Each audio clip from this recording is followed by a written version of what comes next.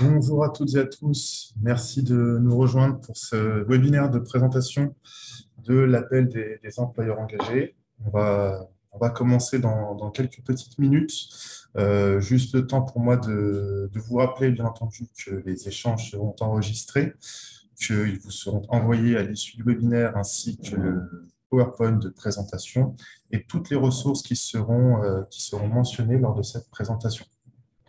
Également, vous avez à votre disposition donc, la petite fonctionnalité Q&R de l'application Zoom qui va vous permettre de poser vos questions en direct aux intervenants. Et puis, nous prendrons un temps à la fin pour pouvoir y répondre. On va attendre encore quelques petites minutes. Bonjour à toutes et à tous ceux qui nous rejoignent.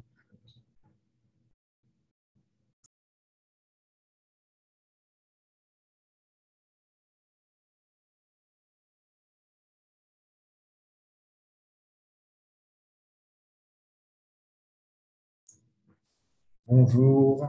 Bonjour à toutes et à tous. Je le rappelle une dernière fois, on est sur ce webinaire de présentation de l'appel des employeurs engagés. Nous allons donc vous transmettre à l'issue de ce webinaire les enregistrements des échanges ainsi que le support de présentation, toutes les ressources qui seront mentionnées. Et puis, vous avez, comme je vous l'ai dit à l'instant, donc une petite fonctionnalité sur Zoom, la fonctionnalité Q&R qui vous permet de poser vos questions directement aux intervenants et puis nous y répondrons vers la fin du webinaire.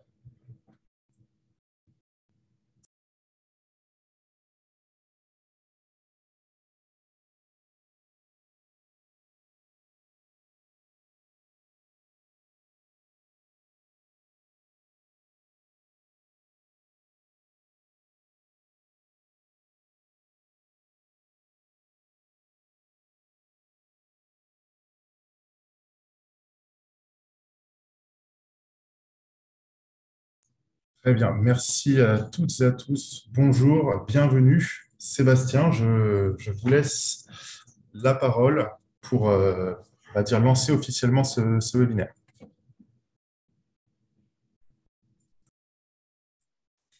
Bonjour à toutes et à tous. Donc Sébastien Larigrand, directeur général de l'UDES, ravi de vous retrouver pour ce webinaire autour de l'appel des employeurs engagés. On est particulièrement heureux de pouvoir interagir avec vous sur cette démarche qui nous tient à cœur et qui est autour de la marque employeur dans l'économie sociale et solidaire. Démarche que nous avons lancée en novembre 2021 après un travail d'un peu plus d'un an et demi et qui consiste à tracer de façon très opérationnelle la responsabilité sociale et environnementale de l'employeur dans l'économie sociale et solidaire. Alors, on va ce matin donc avoir une présentation de cet appel en 4 temps.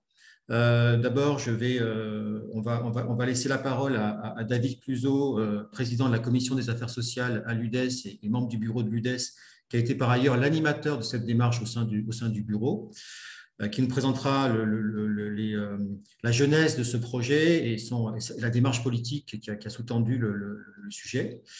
Nous donnerons ensuite un petit temps de présentation de l'enquête qui a été réalisée auprès des employeurs sur ces engagements et sur la vision qu'ont les employeurs de l'économie sociale et solidaire de leur propre responsabilité sociale et environnementale. Nous aurons ensuite la présentation de l'appel proprement dit des employeurs engagés avec l'ensemble des engagements que nous prenons dans cet appel et les indicateurs qui y sont associés.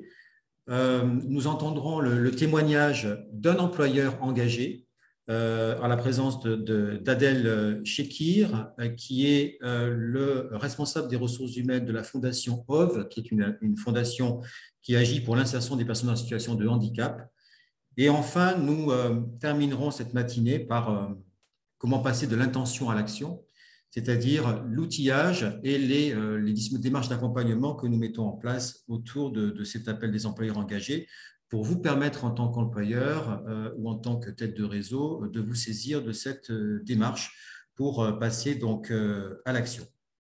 Donc voilà le programme de ce temps d'échange. On est ensemble pour une bonne heure.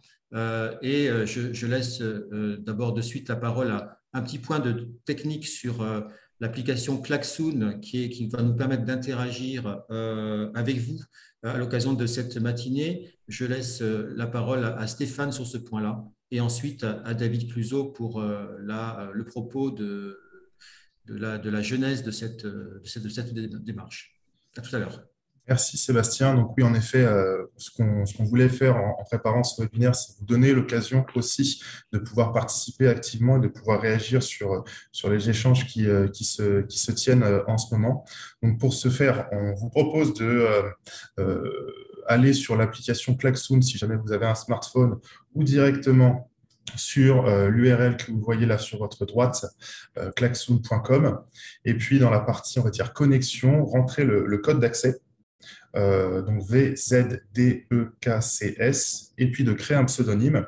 Et puis ensuite, les questions, on va dire, arriveront automatiquement à des points un petit peu précis de ce webinaire. Donc, pour rappel, si vous avez un smartphone, utilisez là le QR code que vous avez sur votre gauche de l'écran. Et si vous n'avez pas forcément, allez directement ouvrir une autre fenêtre, allez sur klaxoon.com, sur la partie connexion, rentrez votre code d'accès et puis créez-vous un pseudonyme.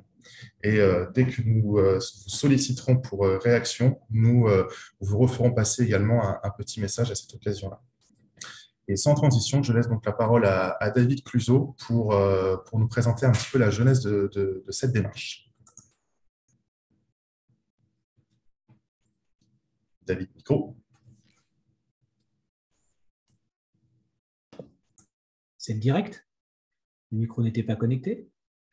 Merci beaucoup pour ces introductions, Stéphane et Sébastien. Et effectivement, je vais tenter de vous présenter l'origine de cet appel qui a effectivement vu le jour très concrètement en novembre dernier et qu'on a voulu, comment je vais le dire, qu'on a voulu mettre en lumière d'une manière tout à fait particulière, puisqu'il ne s'agit pas simplement d'un appel de l'UDES, mais d'un appel de tous les adhérents de l'UDES. Et donc, chaque syndicat qui adhère à l'UDES a eu l'occasion de signer cet appel des employeurs engagés. Donc, c'est une démarche qui est collective au sein de l'UDES et que nous avons voulu, l'ensemble des syndicats, porter tous ensemble. Pourquoi? Parce qu'on pense qu'il est important de s'engager dans une dynamique vertueuse et qu'on a matérialisé dans un premier temps par la création de ce qui devient une marque employeur, employeur engagé. Et c'est pas rien au sein de l'économie sociale et solidaire de revendiquer véritablement ce que nous sommes, c'est-à-dire des employeurs qui ont une vision de l'emploi et une vision d'entrepreneuriat. Pourquoi cette réflexion est née? Et effectivement, j'ai eu l'honneur, parce que je crois que ça a été, d'animer le groupe de travail qui a conduit cette démarche. On l'a fait d'abord en regardant ce qui se passait autour de nous et puis en se regardant nous aussi. D'abord, quand on se regarde, on voit que le modèle de l'économie sociale et solidaire et donc de l'ensemble des entreprises que l'économie sociale et solidaire fédère n'a jamais été aussi connu, n'a jamais été aussi reconnu et finalement, il attire beaucoup de jeunes actifs et quelle que soit leur origine. C'est-à-dire qu'on s'aperçoit que maintenant, beaucoup d'étudiants de grandes écoles de commerce qui n'avaient pas obligatoirement une vocation à s'orienter vers l'ESS pensent que s'inscrire dans l'économie sociale et solidaire donne du sens à leur projet professionnel. Puis par ailleurs, il y a évidemment la crise sanitaire qu'on a tous connue et qui a mis en avant les acteurs de l'ESS, puisque une grande part de nos secteurs a été en première ligne. Et donc, ça a été une forme de mise en lumière. Donc, un intérêt grandissant pour l'ESS, des valeurs d'engagement qui sont importantes et qui se confrontent aussi à une forme de concurrence nouvelle, alors qui est un petit peu née dans le cadre de la loi Hamon, puisqu'on est passé d'une ESS qui était complètement centrée sur la question statutaire à une ESS qui s'est élargie, notamment avec l'agrément ESUS. Et puis, ce mouvement s'est poursuivi avec l'adoption de la loi Pacte en 2019, qui va créer le statut d'entreprise à mission. Et on voit donc un certain nombre de structures de l'économie de marché dite traditionnelle qui vont, par le biais de l'entreprise à mission, essayer de mettre en avant ou de prendre des traits qui sont les traits habituels, saillants de l'économie sociale et solidaire. Et donc, le statut d'entreprise à mission amène une partie du champ de l'économie traditionnelle à valoriser, mettre en avant, justifier, prouver, voire se mettre en action autour d'externalités positives qu'elles peuvent mettre en œuvre et qui vont rejoindre les principes de l'économie sociale et solidaire, que ce soit autour de l'environnement ou du social. Et d'ailleurs, c'est quelque chose qui est au-delà des entreprises à mission et des entreprises qui ont un agrément ESUS, quelque chose qui se développe depuis plusieurs années, notamment avec le développement de la RSE et des pratiques qui pouvaient être véritablement sincères, mais pour d'autres qui étaient plutôt plus proches du greenwashing ou du social washing. Et en fait, ça c'est quand on regarde un peu ce qui se passe autour de nous et on se dit on a intérêt à revendiquer notre identité, ce qui fait que nous sommes de l'ESS et attachés à l'ESS et à ses pratiques. Puis par ailleurs, on s'est regardé aussi un petit peu et on s'est dit mais est-ce que finalement nos valeurs, ce que nous exprimons comme attendu de transformation sociale ou d'attendu d'un projet de société, nous les mettons en œuvre aussi dans nos pratiques d'employeurs. Et ce n'est pas tout à fait certain. Et donc finalement, on en est arrivé à la conclusion qu'il était nécessaire que nous nous engagions fermement, mais aussi volontairement et avec enthousiasme pour mettre un peu plus en adéquation ce que nous revendiquons être, ce que nous souhaitons faire et nos pratiques d'employeurs. Donc finalement, on va travailler autour d'une notion un petit peu en miroir d'une notion qu'on applique le plus souvent aux salariés, puisqu'on demande souvent aux salariés d'être employables. Et on les évalue au regard de leur employabilité. Donc, leur degré d'adéquation avec le marché du travail, leur capacité de s'adapter aux conditions d'emploi, la qualité du travail qui est fourni, la productivité quotidienne, la capacité d'implication dans le projet d'entreprise, autant de critères qu'on passe au tamis de nos appréciations en tant qu'employeur et qui déterminent l'employabilité d'un salarié. Nous, on s'est dit, mais finalement, il n'y a pas de raison. Puisqu'on demande à un salarié d'être employable, et bien finalement, il n'y a pas de raison qu'on ne demande pas à un employeur de faire l'effort d'être employeurable. Et donc, on s'est engagé dans cette démarche-là, l'employeurabilité, qui est le pendant de l'employabilité et qui finalement désigne la capacité que va posséder ou non une entreprise à exercer la fonction et les responsabilités d'employeur et donc à tenir une promesse d'employeur. C'est pour ça que nous sommes allés sur la question de la marque employeur engagé. Et c'est tout le travail que nous avons tenté de fournir et les engagements que nous prenons visent à ce que lorsque nous les réunissons, nous tenions mieux notre promesse d'employeur de l'économie sociale et solidaire. Alors, comment mesure-t-on l'employeurabilité? À deux niveaux. D'une part, l'attractivité de l'employeur en tant qu'offreur sur le marché du travail et la capacité de fonctionnement de l'entreprise en tant qu'organisatrice de la relation d'emploi et plus globalement des conditions d'emploi et des conditions de travail et du travail. Puis bien évidemment, si on envisage ce sujet d'une manière un peu globale, on ne pouvait pas échapper, et nous ne souhaitions pas échapper parce que c'est un sujet pour nous qui relève de notre responsabilité sociétale. Nous ne pouvions pas échapper à interroger les questions environnementales, qui est une priorité de l'UDES et qui doit devenir à terme une priorité pour l'ensemble des entreprises de l'ESS. Donc, dans l'appel des employeurs engagés, il y a un versant important sur cette question de la transition écologique et de la manière de l'appréhender en tant qu'employeur. Donc, l'idée, finalement, c'est de s'adapter aux nouvelles conditions économiques et sociales, parce que nous vivons dans un environnement mouvant qui est traversé par de nombreuses transitions. On les cite régulièrement, la transition numérique, on s'y est déjà attaché, la transition sociale, évidemment, la transition environnementale, mais aussi la transition démographique. Et toutes ces transitions nous obligent.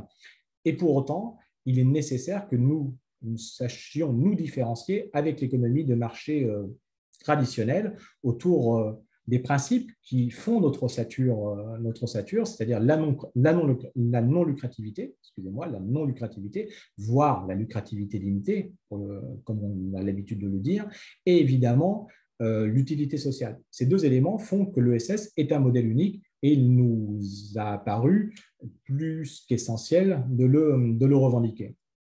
Et puis, ne pas oublier non plus que l'ESS est porteuse de profondes innovations sociales, de tout temps.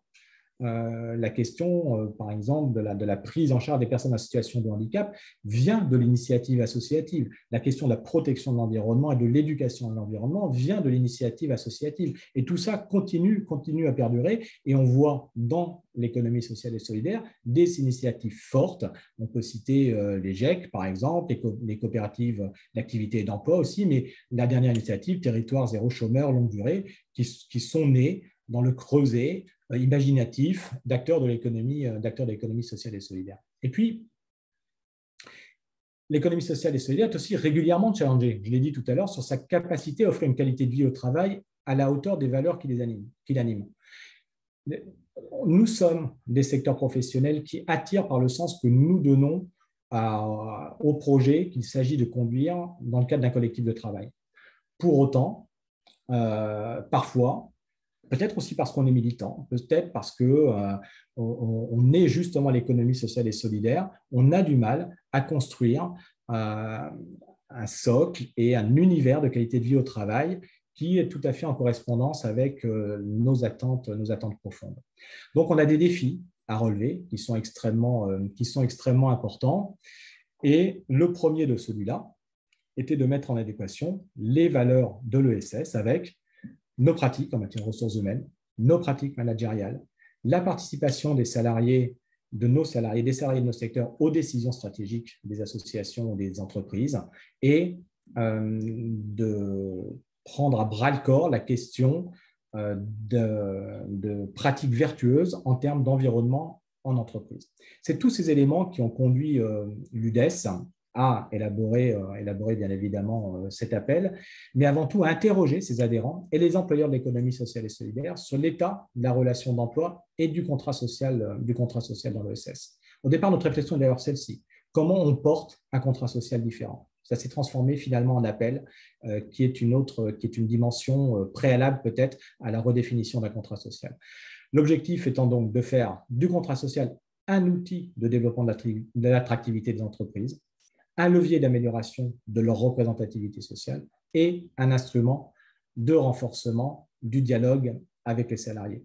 Ce sont tout autant de défis que cet appel nous invite à relever. Et si on veut que ça réussisse, bien évidemment, il faudra que ça soit fait collectivement. D'où la signature des syndicats. Et si les syndicats d'employeurs ont signé, c'est pour engager les entreprises qui y sont adhérentes. Voilà pour l'introduction politique qui nous amène aujourd'hui à vous parler et à échanger avec vous sur ce sujet. Et peut-être une des premières manières d'échanger, c'est d'utiliser ce fameux klaxon, n'est-ce pas, Stéphane? Oui, tout à fait. Merci David pour cette belle introduction qui pose les bases de notre réflexion.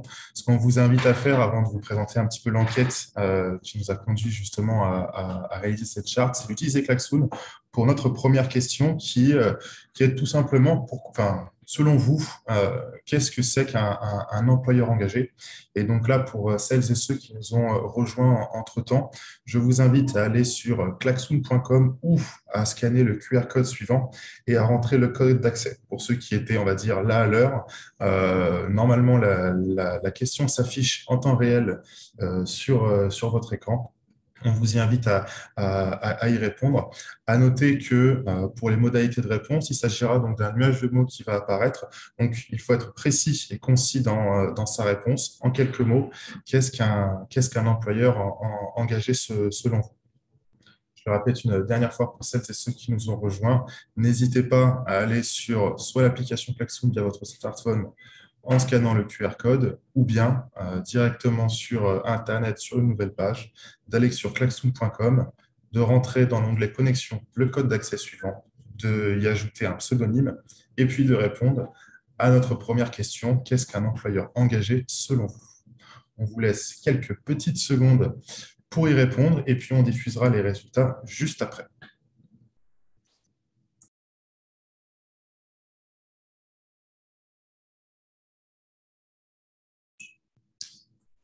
J'arrête mon partage, les écrans, les résultats vont très vite arriver. Sébastien, David, je vous inviterai à répondre et à réagir sur les résultats que nous aurons obtenus.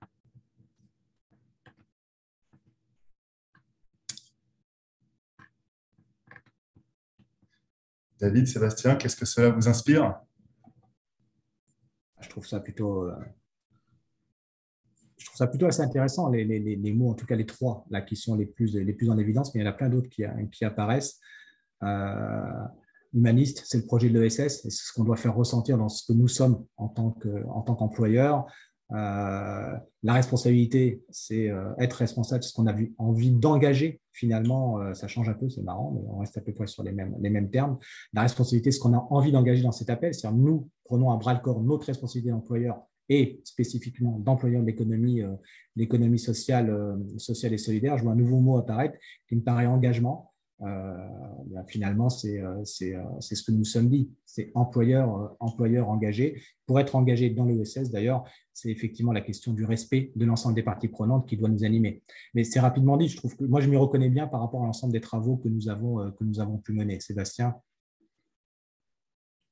Bon, ça va me permettre de reboucler avec la présentation de l'enquête qui vient juste après. Donc, je vais faire le lien directement avec la présentation de l'enquête parce que c'est extrêmement intéressant de regarder que dans ces mots-là, on retrouve cette question de la responsabilité sociale et environnementale qui a été vraiment au cœur de nos préoccupations. Et on retrouve aussi cette question, au fond, d'une forme de citoyenneté dans l'exercice de la fonction employeur autour des valeurs de l'économie sociale et solidaire. Et donc, on retrouve effectivement les valeurs de solidarité. Et cette question d'humanisme est assez intéressante parce que justement, elle repose la question de la place du salarié au cœur des projets. Comme l'économie sociale et solidaire place l'homme et les femmes, enfin les hommes et les femmes au cœur des projets. Donc, je crois qu'on a quelque chose là-dessus qui est intéressant et qui reboucle de façon assez proche de la démarche que nous avons voulu mener. Donc, c'est agréable de voir que vous tous, vous partagez cette démarche et cette définition. J'en viens donc à la présentation de l'enquête qui a été menée. Alors, c'est une enquête qui a été menée auprès de 700 employeurs de l'économie sociale et solidaire pour deux objectifs. Le premier, c'était de vérifier que les membres de l'UDES, que les positionnements des membres de l'UDES étaient partagés par les employeurs eux-mêmes du secteur. Donc, ça, c'était un premier point. On avait besoin de s'assurer que les problématiques qu'on posait dans le cadre de cette démarche étaient bien partagées. Et la deuxième chose, c'était de nourrir la réflexion sur les engagements qui nous seront présentés après, ces engagements qui sont pris par l'UDES et ses membres autour de la démarche. Nous avons donc posé une dizaine de questions à l'été 2021 donc à ces employeurs et avec cinq grandes questions et nous allons donc découvrir donc les résultats de suite. On a interrogé d'abord les employeurs sur quelles sont les spécificités sociales et RH qui distinguent le plus l'économie sociale et solidaire de l'économie de marché ou la fonction publique.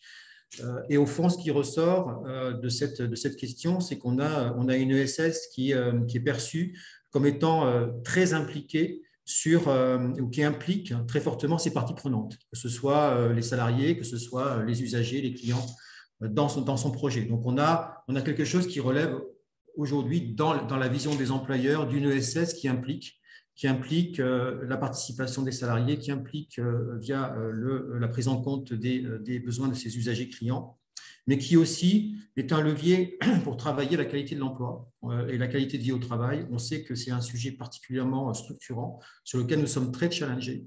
Et on voit aujourd'hui que c'est un sujet qui apparaît pour les employeurs, quelque chose qui est possiblement distinctif. Donc, cette notion de l'implication et cette notion de la qualité de vie au travail, même si, évidemment, tout ça doit être nourri par des éléments extrêmement concrets et précis. Il y a d'autres résultats, mais qui sont un peu plus en deçà, sur la pratique du dialogue social et professionnel en entreprise. On le retrouvera aussi dans d'autres dimensions. Et enfin, la recherche d'un équilibre entre la vie professionnelle et la vie personnelle, qui est aussi un point important, mais qu'on peut aussi retrouver dans cette notion de qualité de vie au travail. J'en passe à la deuxième question. La deuxième question, c'était autour de l'avance. Est-ce que l'ESS fait preuve d'une avance par rapport à l'économie de marché? Sur quel sujet?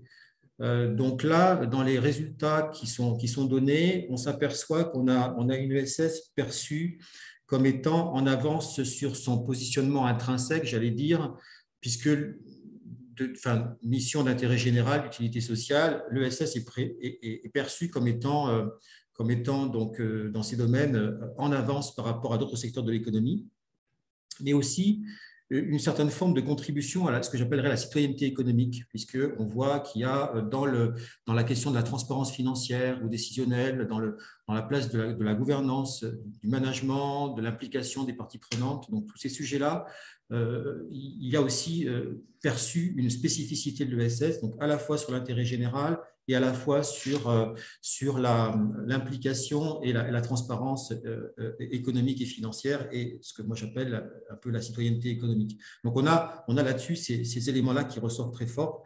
Il y en a un dernier sur la question de la non-lucrativité, même si cette notion est large en fonction des secteurs de l'ESS, lucrativité limitée, non-lucrativité, mais ça c'est quelque chose qui ressort également, mais un peu en deçà. Donc, ça c'était donc sur les éléments sur lesquels l'ESS fait preuve d'une avance. Le troisième point sur lequel on a interrogé les employeurs, c'est quelles sont leurs visions d'une nouvelle politique RH pour les employeurs de l'économie sociale et solidaire. Donc là, il faut se redire ce que disait David en introduction, c'est-à-dire que la nouvelle politique RH, c'est affirmer nos valeurs et s'assurer qu'elles sont en adéquation avec les pratiques dans l'exercice de la fonction employeur et de la fonction RH. Et ce qui ressort là de façon importante, c'est ce premier point sur l'adéquation. Il y a un deuxième point sur la question du sens au travail qui ressort fortement. Donc, c'est donner un sens, enfin donner de la chair en quelque sorte à cette question du sens au travail. Donc, conforter le sens au travail, même si on sait que derrière, cette notion doit être documentée. Et puis, il y a un troisième point, c'est le travail sur l'attractivité et le travail sur la qualité de vie au travail. Donc, on retrouve là, sur ces différents éléments, ce qui fait aujourd'hui les préoccupations principales de nos responsables des ressources humaines et nos DRH dans le secteur de l'ESS, l'adéquation aux valeurs pratiques, la question de qu'est-ce que je mets derrière le sens au travail et la question de la qualité de vie au travail et de l'attractivité avec cette notion qui est aussi particulièrement prégnante aujourd'hui au regard des métiers en tension ou des secteurs en tension dans un certain nombre de secteurs de l'ESS. Donc, on a celui-là. Et puis enfin, dernier point, sur les engagements. Avant-dernier point, pardon, sur les engagements et les garanties que les employeurs de l'ESS peuvent porter en matière de gestion des ressources humaines. Donc là, c'était vraiment de leur demander quelles étaient les priorités pour eux, des engagements sur lesquels ils pouvaient apporter une attention particulière sur ces questions. Alors, on y retrouve finalement des employeurs qui sont en mesure d'apporter des réponses sur la dimension collective des relations de travail, donc le dialogue social, le cadre et l'organisation du travail, le management, Ça, c'est quelque chose d'assez important parce que ça veut dire que finalement, il y a peut-être une spécificité des employeurs de l'économie sociale et solidaire sur la façon d'articuler le dialogue social et le dialogue professionnel dans l'entreprise. Donc, il y a quelque chose là-dessus qui est, pour nous, qui est à creuser, sur lequel d'ailleurs on porte fortement dans le cadre de nos travaux, notamment au niveau du groupe de dialogue social de l'ESS, mais qui est quelque chose qui, semble-t-il, est une caractérisation importante sur laquelle il faut travailler.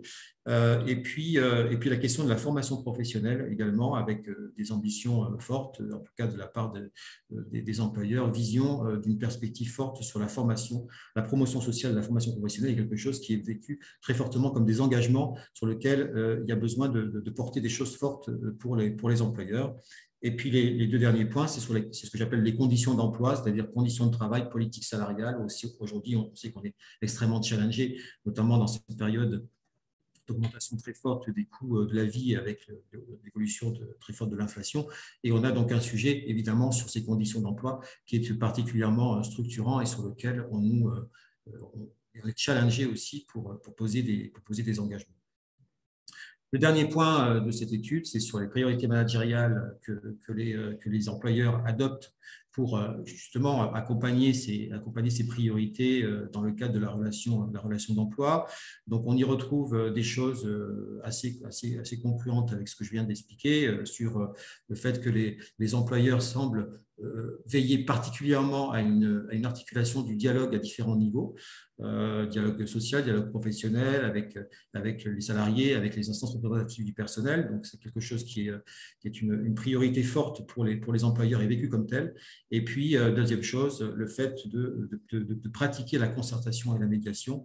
Donc, quelque chose autour finalement d'employeurs de l'ESS qui concertent et qui dialoguent, et avec cette notion de la concertation qui est mis en valeur de façon importante dans les relations de travail et dans le rapport aux salariés et au corps social de l'entreprise.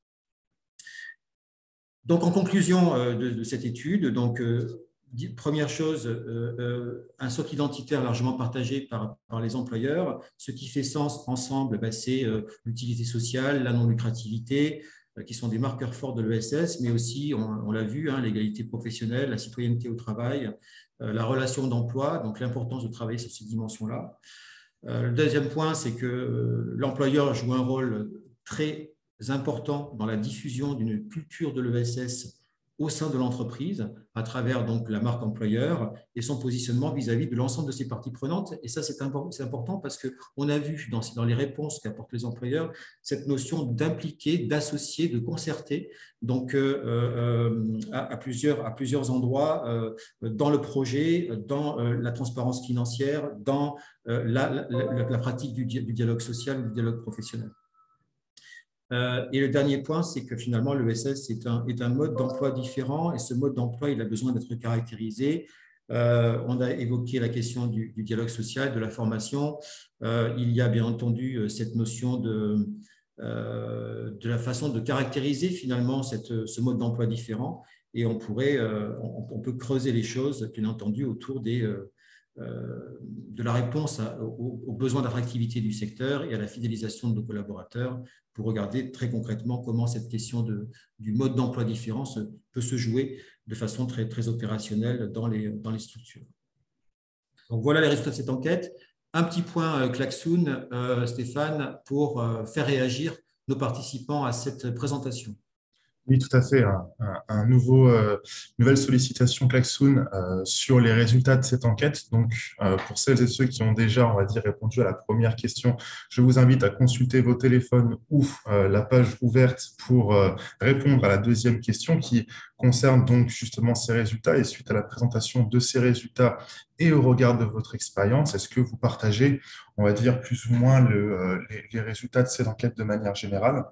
Donc là, je vous invite à y répondre. Les interactions sont un petit peu limitées, donc si vous souhaitez apporter un petit peu de précision à votre réponse, n'hésitez pas à nous faire part dans la barre de discussion qui est sur le bandeau Zoom. Pour celles et ceux qui nous ont rejoints, je vous invite une nouvelle fois soit à participer à cette petite enquête via l'application klaxoon en scannant votre QR code sur votre téléphone ou en allant directement sur klaxoon.com, de rentrer le code d'accès et de créer un pseudonyme pour pouvoir y répondre. Et dans quelques instants, nous allons diffuser les résultats. Je vais départager mon écran, vous laisser quelques petites secondes encore pour pouvoir répondre à cette question. N'hésitez pas encore une fois à apporter vos précisions si vous le souhaitez directement dans le fil de discussion. Et puis juste après la diffusion des résultats, nous passerons à la présentation de l'appel des employeurs engagés par Sébastien et par David Cluzet. Donc, les grands résultats, les grandes tendances sont partagées à une énorme majorité. Quelques accords, on va dire, que partiels. Pour celles et ceux qui ont indiqué que partiellement, je vous invite à, pourquoi pas, apporter quelques précisions dans la discussion. Et puis voilà, éventuellement, on essaiera de réagir par rapport à ça. Sébastien, David, je vous laisse aussi exprimer votre avis sur ces résultats et sur les petites remarques qui sont indiquées dans la discussion.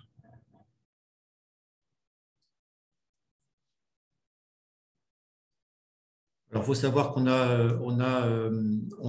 volontairement laissé de côté, hein, il y avait toute une partie de l'enquête qui était plus sur des questions ouvertes, sur des expressions plus individuelles de la façon dont les employeurs voyaient le sujet. Là, on vous a présenté vraiment les éléments principaux qui mettaient en lumière, notamment les engagements sur lesquels qu'on va investiguer et qu'on va vous présenter derrière.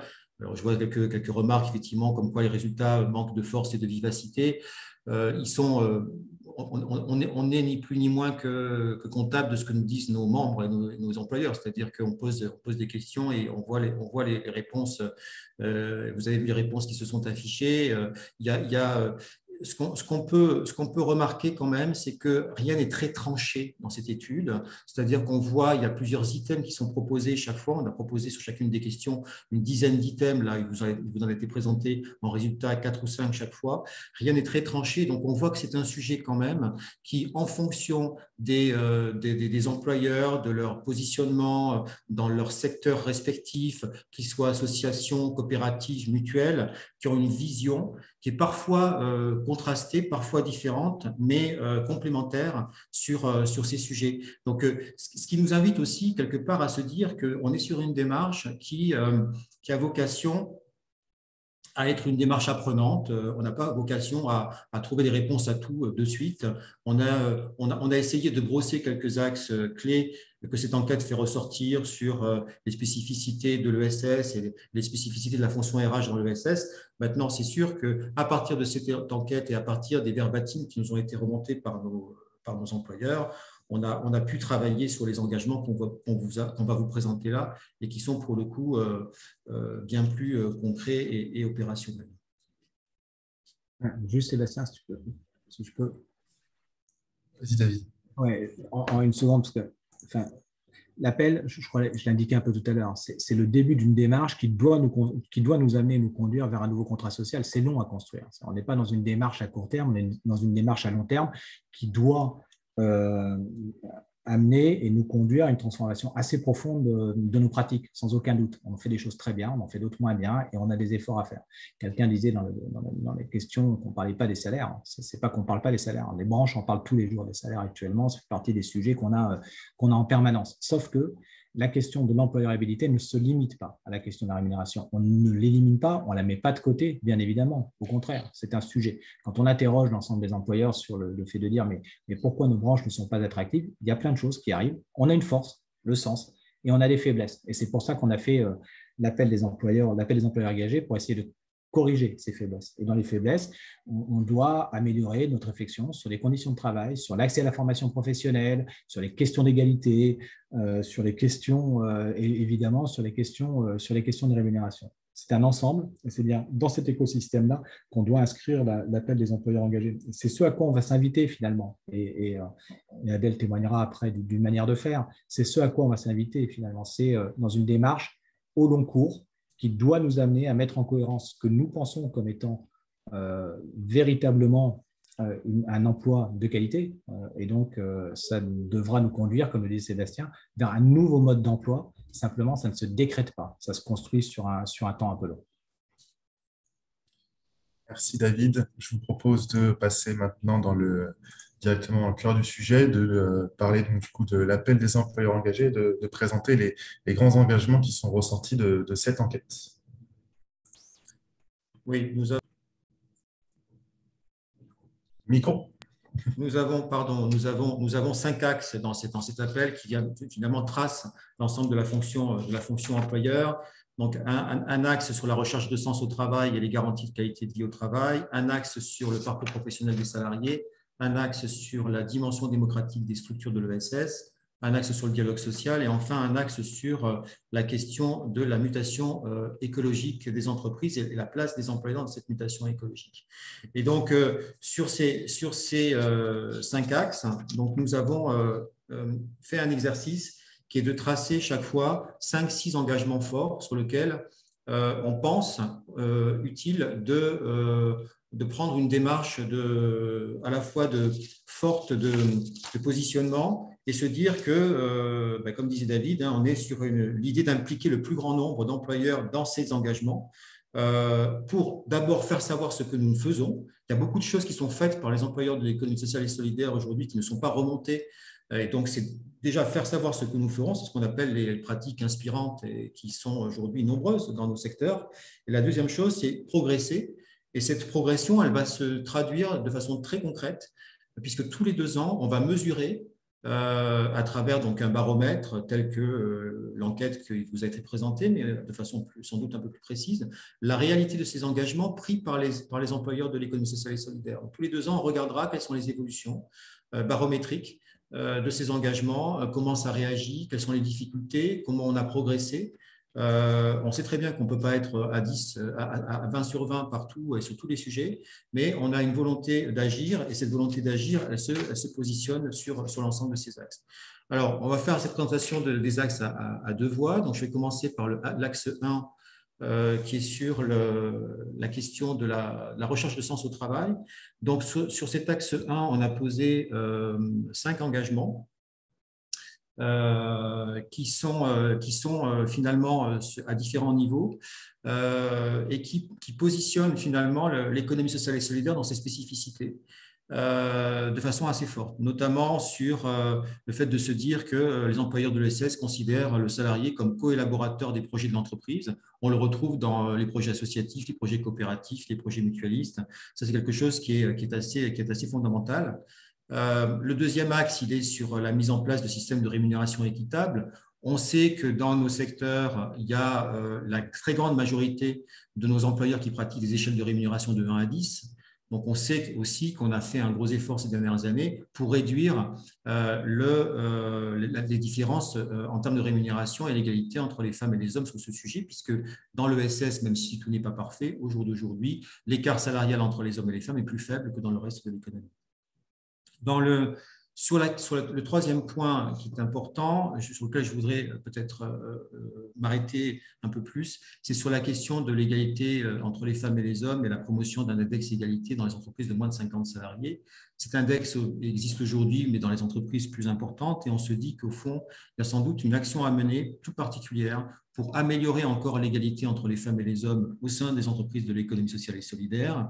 On a fait des efforts là-dessus, ils sont insuffisants, on en a tout à fait conscience. Il y a encore beaucoup d'efforts à faire sur ce sujet, même si aujourd'hui, il y a un accord sur 7 dans les entreprises de l'économie sociale et solidaire qui est signé dans l'ESS et qui concerne l'égalité femmes-hommes, donc c'est plus que dans le reste de l'économie.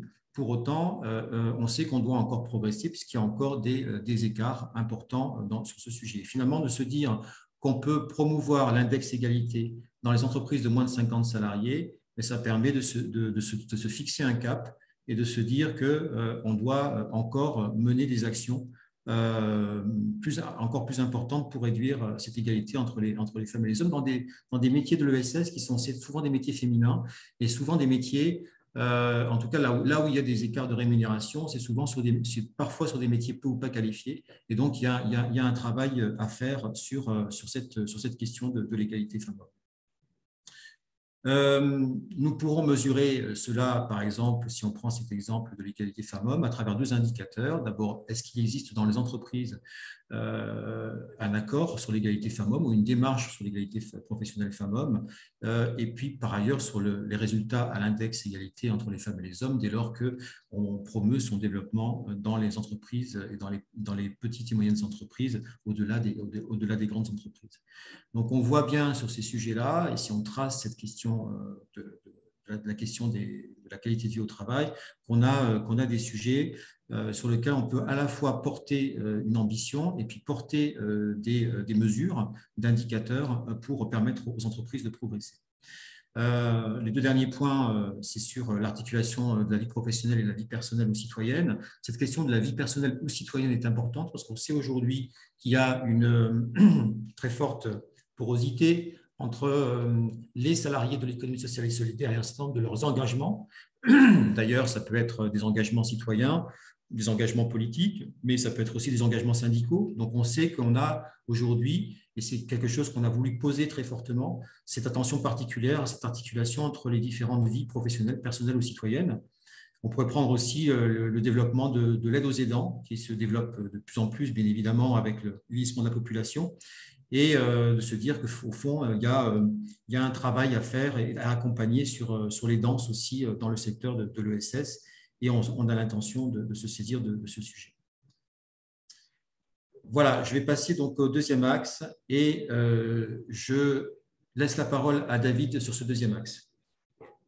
Ouais, je vais vous présenter le second axe qui est donc favoriser le parcours professionnel des salariés et je ne vais pas rentrer dans le détail parce qu'il me semble, d'abord vous allez les avoir et il me semble important qu'on laisse aussi la parole de manière un peu importante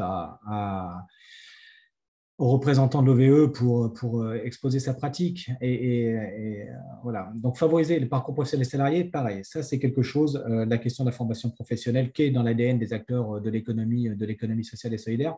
Et notre vision, on a essayé de la porter et les engagements traduisent cela à la fois de la manière d'accueillir un salarié quand il arrive dans une entreprise, tout en prenant en compte son parcours professionnel dans l'entreprise ou en dehors de l'entreprise, parce qu'il s'agit aussi d'assurer le développement de ses compétences. Donc, on fait de la question de la formation professionnelle un axe fort, et c'est un axe qui existe déjà au sein de l'ESS, puisque la plupart des employeurs de l'ESS font des efforts financiers qui sont extrêmement importants, qui vont au-delà du minimum légal de contribution. Il y a dans un nombre de branches important des contributions conventionnelles supplémentaires et qui permettent de renforcer l'accès à la formation professionnelle, mais aussi de développer des politiques de formation professionnelle qui sont spécifiques. Donc la question de la forme pro, de la promotion, est quelque chose d'essentiel qu'on vit déjà et qu'il s'agira pour nous de renforcer en multipliant encore les partenariats, en travaillant sur l'accueil et l'intégration, en encourageant les mobilités professionnelles dans l'ESS, mais aussi hors de l'ESS. On ne doit pas s'intéresser simplement à ce que nous sommes en tant qu'association ou entreprise, mais à ce que souhaite et peut vouloir un salarié dans un parcours professionnel. Et puis, s'interroger aussi sur les raisons des départs qui peuvent avoir lieu. On doit se demander pourquoi à un moment on peut avoir, notamment dans certaines branches, des turnovers qui peuvent être assez importants. Et tout ça, on le mesurera, comme le disait Sébastien, et spécifiquement, un exemple d'indicateur pourrait être de savoir combien de personnes suivent une formation au cours de l'année dans l'ensemble des branches, si on se place au niveau de la branche ou au niveau de l'entreprise. Et pour ce faire, en fonction des indicateurs, peut-être de mobiliser encore mieux, voire plus, de fonds de la formation professionnelle. Sébastien, je propose de passer à l'axe 3. L'axe 3 consacre la dimension démocratique des structures de l'ESS. Donc là, on va y retrouver des éléments sur les parties prenantes et l'implication notamment des salariés dans les projets. Donc, c'est au fond de donner la possibilité aux salariés de s'exprimer sur les décisions stratégiques et politiques de l'entreprise. C'est de favoriser leur participation aux instances de gouvernance. On sait qu'aujourd'hui, il y a nombre d'entreprises qui le font, d'autres qui entendent le faire.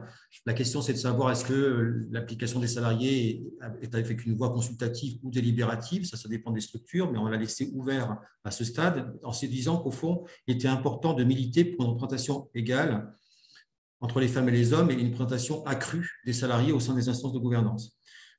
On pourra, sur ce sujet-là, d'ailleurs, regarder avec 2 mesures d'indicateurs qu'on pourrait prendre en considération. D'abord, est-ce qu'il existe dans l'entreprise des mesures d'implication des salariés dans les projets stratégiques?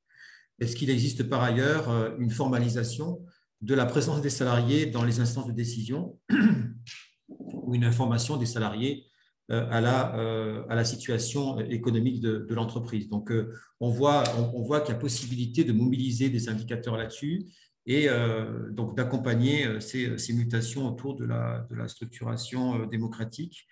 Et puis, j'ai envie de souligner aussi ce qu'on a écrit sur le fait de former des salariés à l'exercice des mandats bénévoles, parce que je pense que c'est quelque chose qui est aussi dans le rôle d'un employeur de l'économie sociale et solidaire, de se dire qu'on a besoin d'accompagner cette question de la prise de mandat, parce que c'est aussi notre rôle, c'est consubstantiel à ce que nous sommes, et c'est aussi une façon de se dire qu'on a une forme de spécificité sur cet accompagnement des mandats bénévoles.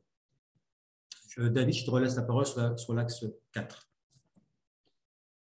Oui, un peu en lien avec ce qui vient d'être dit, c'est-à-dire que la question que pose en fait, ou en tout cas la manière dont nous avons abordé aussi les choses, c'est la question de la citoyenneté économique. Tout à l'heure, Sébastien en parlait, et c'est le cas dans ce 4e axe, la question du dialogue social et ou professionnel, je veux dire sur la distinction permanente. Nous engageons à le maintenir et à l'enrichir, et on encourage des pratiques managériales qui sont vertueuses. En quoi ça a du lien avec la question de la citoyenneté économique?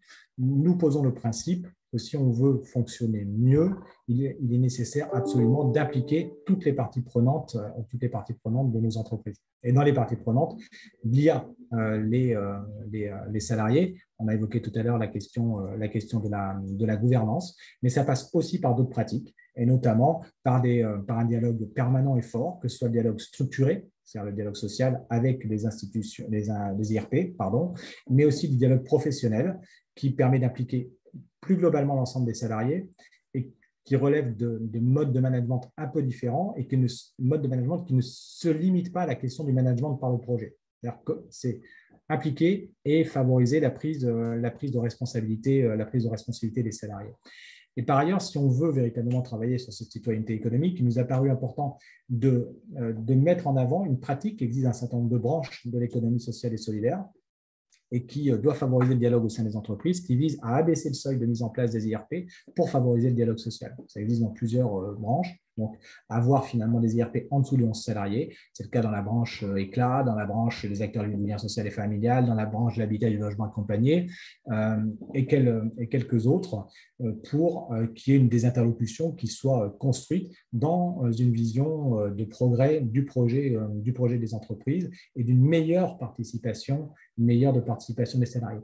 Tout ça ne passe par ailleurs que si on forme les managers, et ça c'est extrêmement important de souligner, c'est un engagement que nous prenons aussi, que si nous travaillons sur les forces au sein de l'entreprise, et notamment la transmission intergénérationnelle, mais pas que, la transmission d'expériences entre pairs, et parfois entre seniors et moins seniors, salariés expérimentés et moins expérimentés. Et puis, évidemment, si on veut une vraie citoyenneté économique, eh bien, il faut à minima que nous nous engagions à informer les uns et les autres de leurs droits, et des droits sociaux particulièrement pour ce qui concerne les salariés. C'est un gros paquet et qui, pour le coup, nous distingue fortement de ce qu'on peut constater par ailleurs. Le dernier. Le 5e axe, c'est celui sur la lutte contre le réchauffement climatique et la mutation écologique des entreprises. Donc là-dessus, on peut se dire aussi que c'est un enjeu du dialogue social.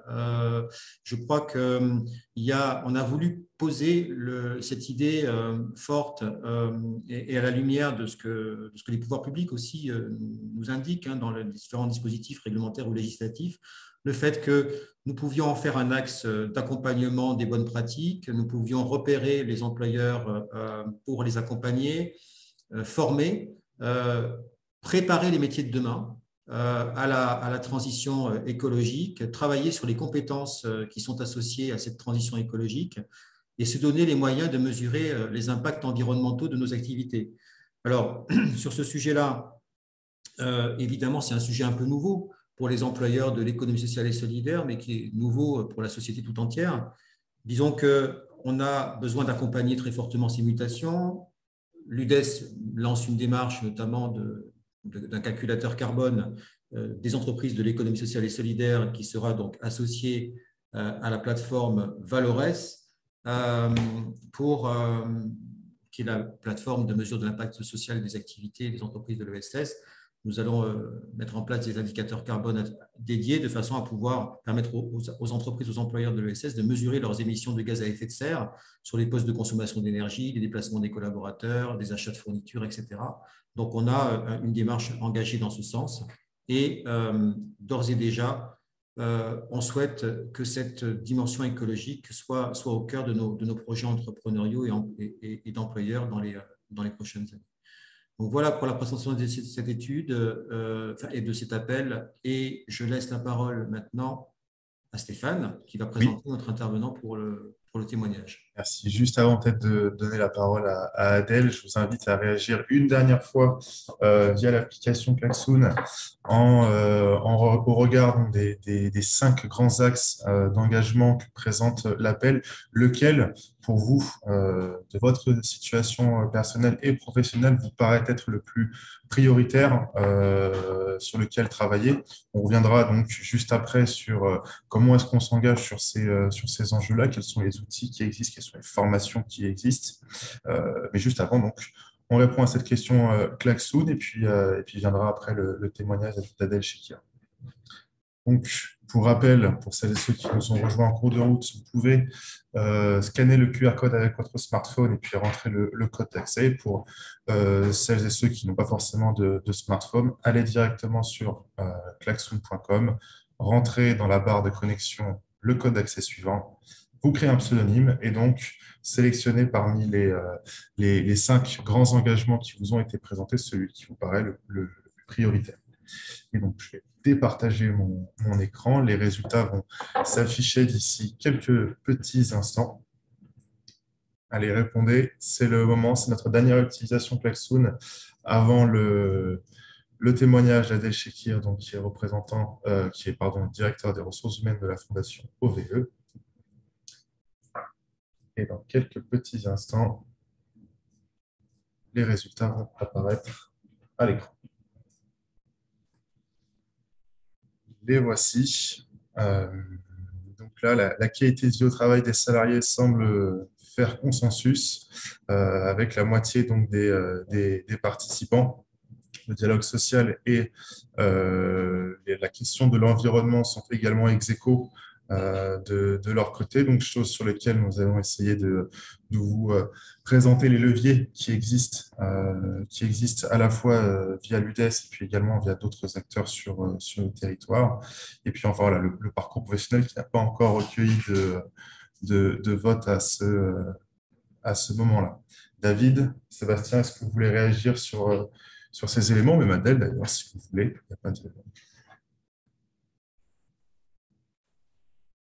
Dire simplement que c'est plutôt encourageant de regarder que finalement c'est sur la qualité de vie au travail, il y a le sens donné au projet que se situent les réponses les plus importantes, parce que je pense que vu aujourd'hui les problématiques que nous avons en matière d'attractivité, en matière de qualification de ce qu'on appelle le sens au travail, je crois que c'est quelque chose qui est tout à fait encourageant et ce qui montre bien qu'on a vraiment notamment sur ce point-là un effort tout particulièrement important à mener pour mobiliser, former, accompagner sur ces questions-là, et avec un vrai enjeu qui est un enjeu de différenciation, de fidélisation et d'attirer de nouvelles compétences au sein de nos entreprises.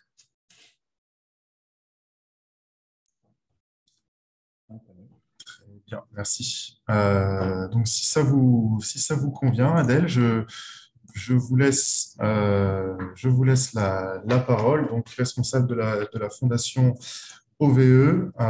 Vous avez mené, vous, une démarche assez inspirante sur les questions d'insertion des personnes en situation de handicap au sein de vos établissements. Je vous laisse juste avant de présenter cette démarche-là rapidement, en quelques mots, qu'est-ce que la Fondation OVE? Merci de m'accorder ce temps de parole. La Fondation OVE accueille et accompagne des enfants, des adolescents, des adultes et des personnes âgés, handicapés, vulnérables, pour favoriser leur inclusion dans la société. Nous gérons aujourd'hui 100 établissements et services relevant du secteur médico-social et nous employons environ 2500 salariés qui relèvent essentiellement de ce qu'on appelle la filière paramédicale, les aides-soignants, les AES et de la filière éducative, les éducateurs spécialisés, par exemple. Nos établissements sont répartis historiquement en Rhône-Alpes depuis la fin de la guerre et depuis les années 2015 sur l'Île-de-France, la Normandie, Pays de la Loire et l'Aquitaine.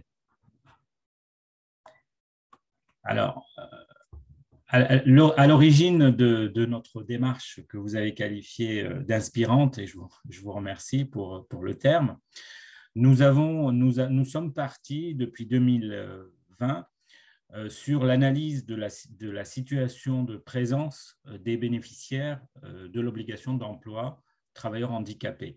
Et au sein de la Fondation OVE, nous avons constaté un emploi direct aux alentours de 5,2% et une répartition assez inégale entre les différents établissements de la Fondation.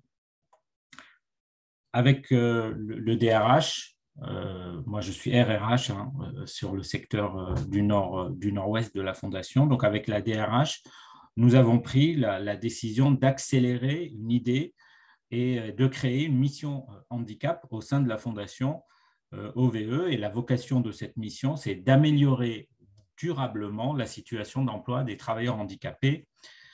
Et nous avons, dans le même temps, répondu à un appel à projet lancé par EOTH, donc l'Organisation d'emploi des travailleurs handicapés dans notre secteur d'activité. Cet appel à projet, on l'a baptisé PIPSI, promouvoir, inclure, prévenir, sensibiliser et identifier. Ce projet prévoit sur les 24 mois depuis mi-2020 de se situer durablement au-delà de 6% de minimum et de tendre vers la présence supplémentaire en 24 mois de 20 personnes en situation de handicap. Nous nous sommes fixés des objectifs que nous avons estimés réalisables, donc 10 personnes en situation de handicap par an. Concrètement, ce projet tente à développer le recrutement des personnes en situation de handicap, accompagner les situations d'inaptitude des salariés. Rien de pire qu'une situation d'inaptitude qui aboutit sur un licenciement pour inaptitude. C'est malheureusement le cas, mais on essaye de sortir de ce schéma-là. Et nous engageons l'ensemble de nos établissements et des salariés de la Fondation dans une démarche de prévention et d'inclusion dans l'emploi des personnes en situation de handicap.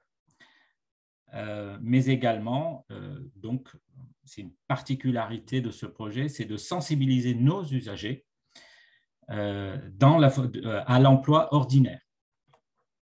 Ce projet a été conçu en 2 phases, une phase expérimentale qui s'est terminée le 31/12/2021 sur l'Île-de-France, et puis nous sommes actuellement, fort de notre expérience sur l'Île-de-France, dans une phase d'essaimage sur les autres établissements d'implantation de la Fondation, essentiellement, comme je vous le disais tout à l'heure, sur Rhône-Alpes. Je suis, en tant que RRH de la Fondation, référent handicap également, et je pilote le déploiement de ce projet à l'échelle de la Fondation. Ce projet s'articule donc en 4 phases. Donc, la phase de sensibilisation.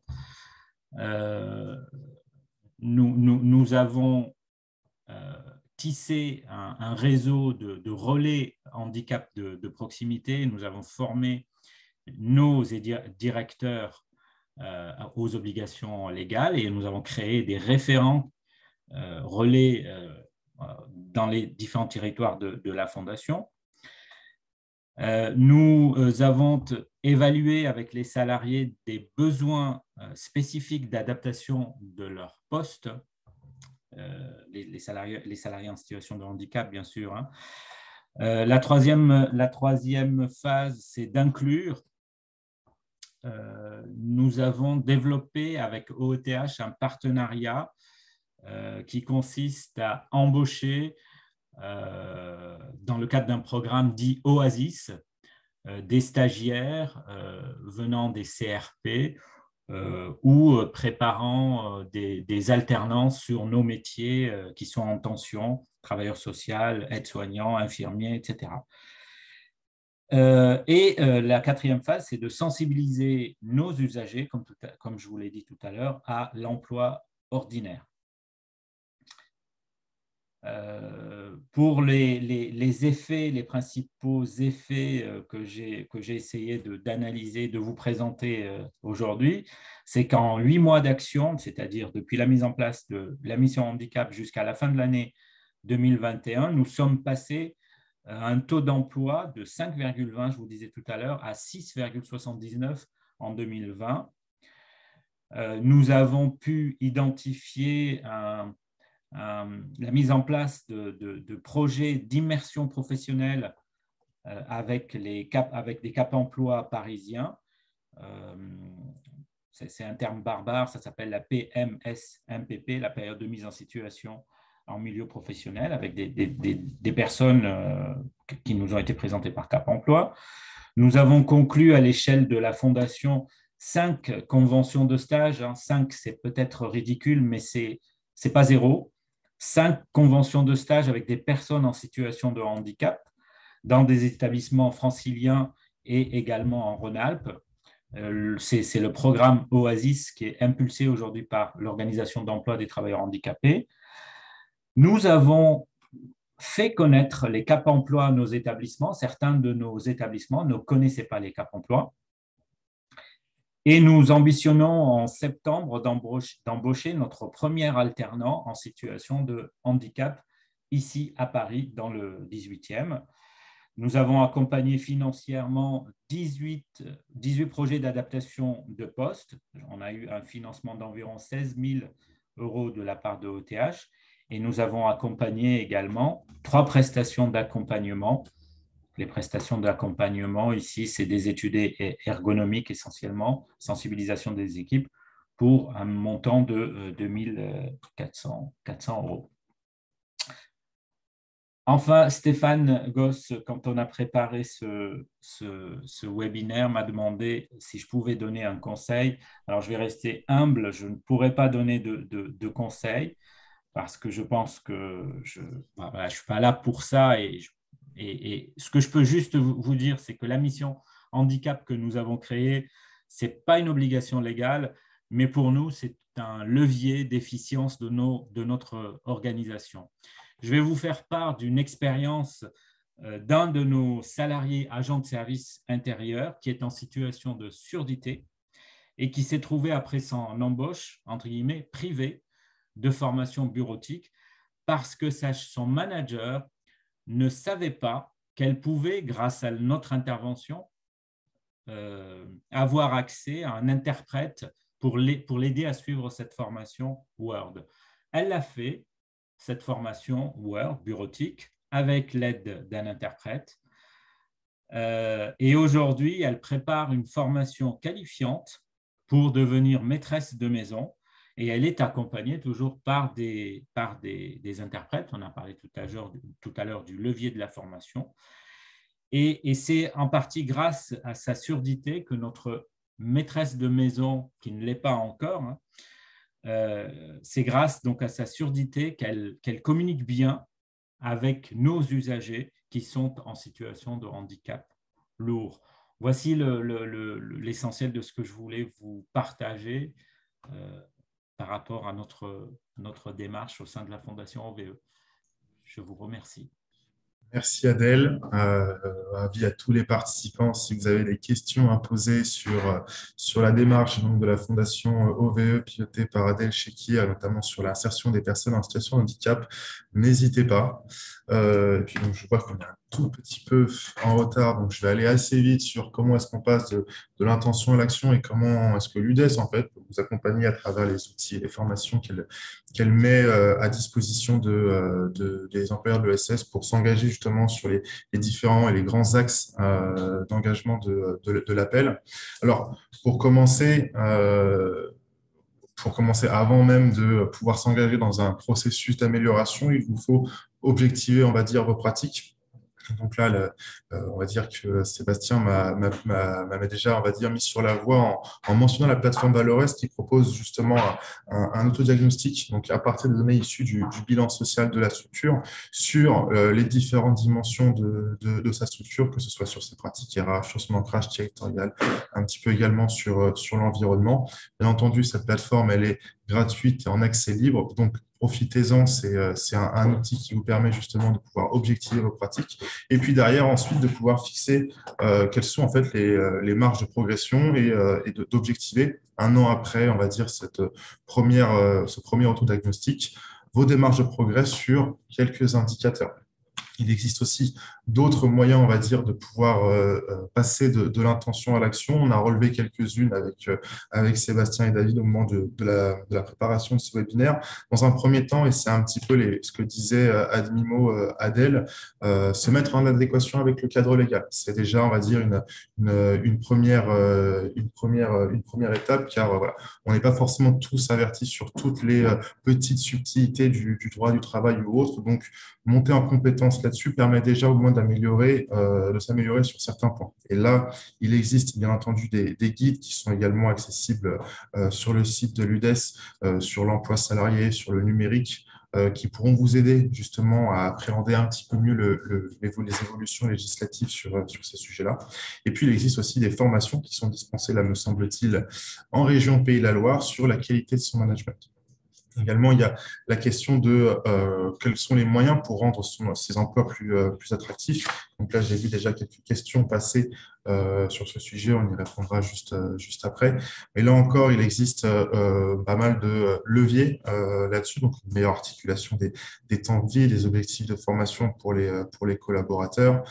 Et là aussi, on va avoir des outils que l'UDES met à la disposition des employeurs, que ce soit sur la santé au travail, sur la santé, la qualité du travail, bien entendu, sur la diversité et sur l'égalité professionnelle.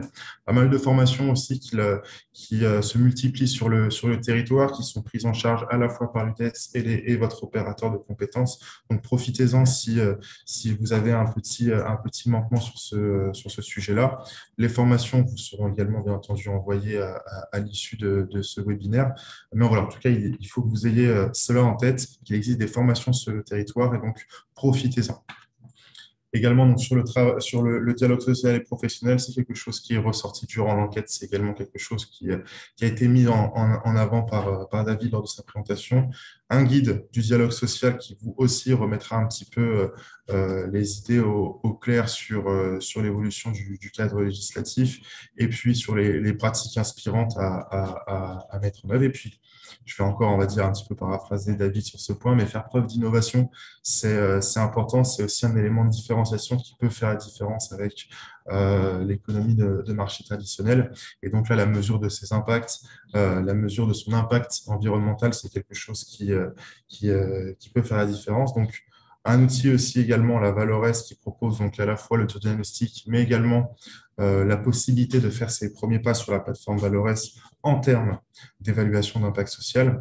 Et donc là, à ce titre, on est assez conscient que c'est une démarche assez complexe qui exige beaucoup de ressources. Donc pour cela, on dispense également des formations à l'outil et au lancement dans cette démarche très prochainement, donc là à partir de la rentrée en Auvergne-Rhône-Alpes, et puis peut-être à la rentrée en Hauts-de-France et de manière certaine en 2023.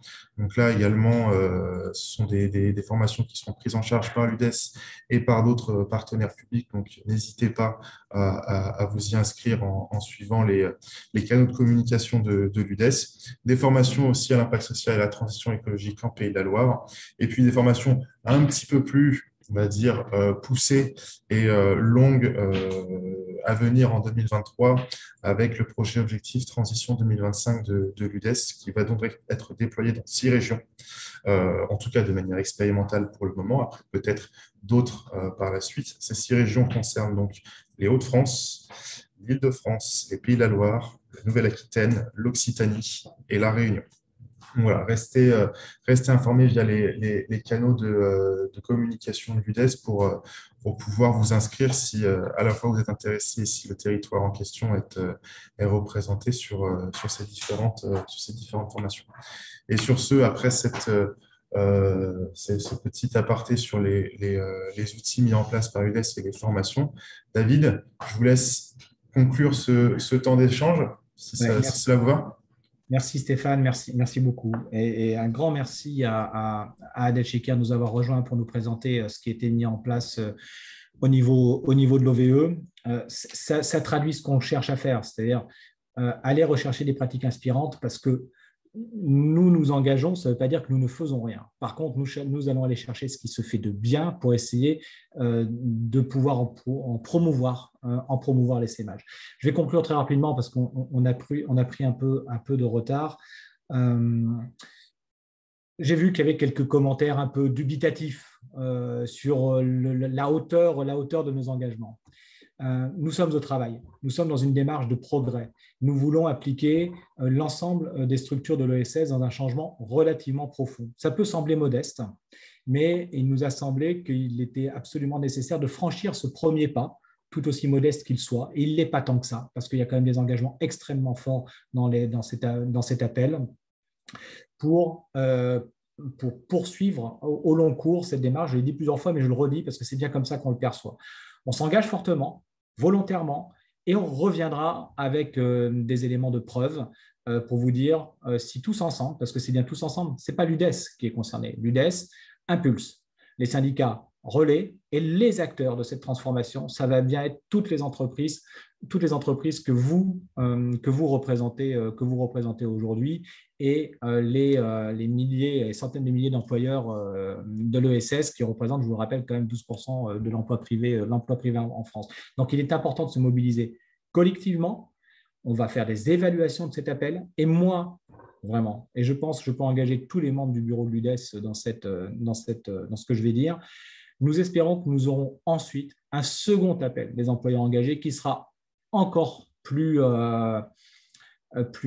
ambitieux et qui continuera à faire de l'ESS un modèle qui, dans l'économie française, aux côtés de l'économie traditionnelle, est un modèle exemplaire, parce que c'est ce que nous souhaitons faire, un modèle vertueux et un modèle d'avenir en matière d'emploi. Il est déjà en matière économique. Donc, je renouvelle mes remerciements à tout le monde. Stéphane, pour cette préparation. Lucie Morin, qui était aux manettes derrière. Évidemment, Sébastien Narigrand, directeur général de l'UDES, parce qu'il a dit que j'avais piloté des choses, mais il était largement aussi à la manœuvre sur cette idée-là. Je l'en remercie vivement.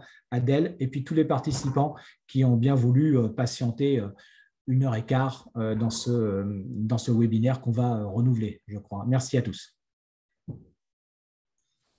Merci à tous, très bonne journée à vous, bon appétit. Et puis pour rappel, donc, tous les éléments seront transmis, que ce soit les guides, le support de présentation et l'enregistrement des échanges. Très bonne journée à vous.